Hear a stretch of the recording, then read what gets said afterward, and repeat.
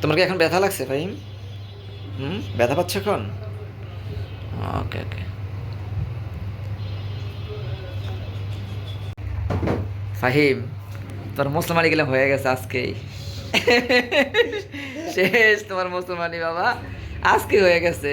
আর আশা লাগবে না তোমার। ঠিক আছে, তোমাকে ধন্যবাদ। আচ্ছা ভাই, আপনার ছেলে ফাহিমকে একটু আগে আমাদের কাছে রিভাইস কসমেটিক খাতনা করালেন, তো আমাদের এই প্রসিডিউরটা আপনার কাছে কেমন লাগলো?